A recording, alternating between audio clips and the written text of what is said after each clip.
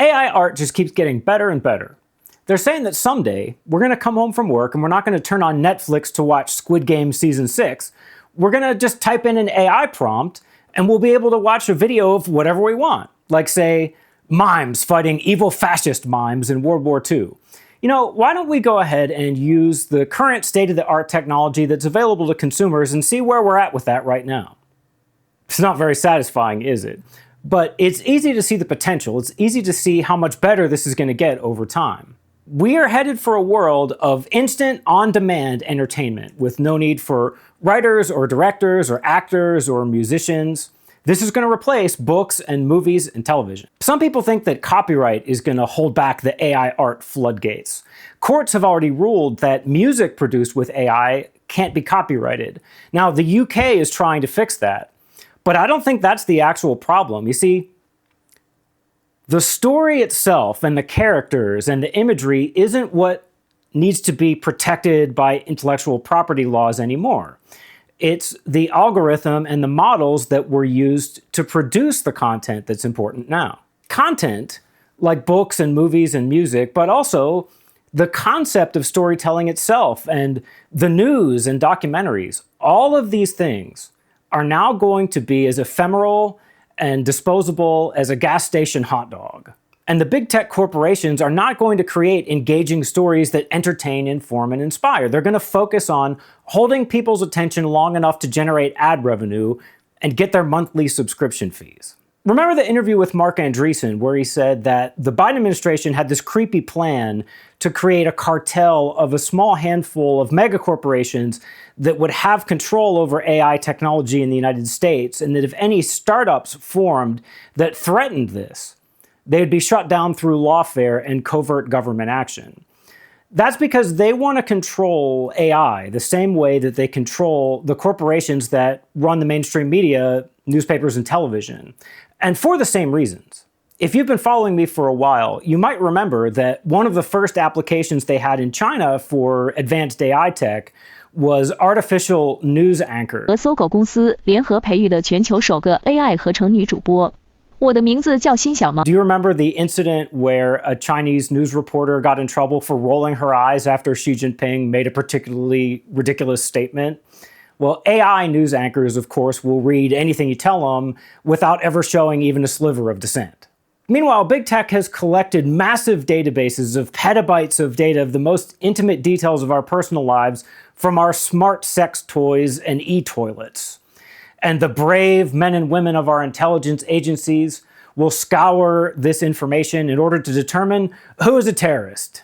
Before long, they'll innovate on the concept of creativity itself. They can use all the data they collect about you, so you don't even have to write a prompt telling it what you want it to generate for you. It will surprise you with cool stuff that you didn't even know you wanted. It'll create a feedback loop where the AI will generate increasingly incoherent nonsense as consumers get dumber and dumber, until we're just watching streams of flashing colors and geometric patterns that directly stimulate the production of happy chemicals in the brain. Now think of something like a blind cave salamander. Because they don't use their eyes, natural selection is beginning to remove them from the genome because it takes effort and energy to produce eyes. So if they can save that, that gives them an evolutionary advantage. And this is what's happening to human brains right now. The AI-generated, serotonin-stimulating entertainment slop will make the situation worse. The Earth will degenerate into a desolate landfill of pod farms. Humans will subsist on universal basic income that's barely enough to pay for our 200-square-foot sleeping pods and monthly subscription fees. They'll need to have safety features built in to keep people from starving to death in their VR headsets. Our diet will consist entirely of nutrient-rich corn syrup slurry, fortified with vitamins, nutrients, and insect proteins. The power elite, with their grand scheme to remove every part of the pyramid except the very top and the very bottom, will live in orbital space stations that would exist outside any country's legal jurisdiction as floating Epstein Islands. There, they can listen to classical music and dine on French cuisine and have their violent, drug-fueled underage sex orgies and spirit cooking rituals. They'll develop life extension technologies so they can live forever and declare themselves the gods of the transhuman world. Because the real danger of AI is not that we'll lose control over it and it will rebel against its human masters. The danger of AI is that it will never do that, ever, under any circumstances, because computers can only do what you program them to do. A world controlled by AI is a world controlled by the people who own the data centers and intellectual property behind the technology. And that's where human creatives come in, because I don't want my progeny to grow up on a planet like that. That's a species that would hopefully be obliterated by a superior alien civilization. It would be a mercy. It's going to be on us to create real art, to compete with AI content generated by supercomputers for the specific purpose of capturing and holding people's attention, and molding their interpretation of world events, so they can be lied to and manipulated by governments and big corporations.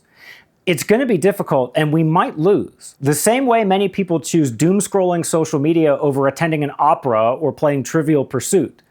Many will choose AI-generated serotonin-stimulating slop over content created by real human beings. We need to hone our craft until we can create books and music and video that's as interesting and entertaining as what can be created by the computers. Something difficult we have to face is that the quality and fidelity of art is being abstracted away from human skill.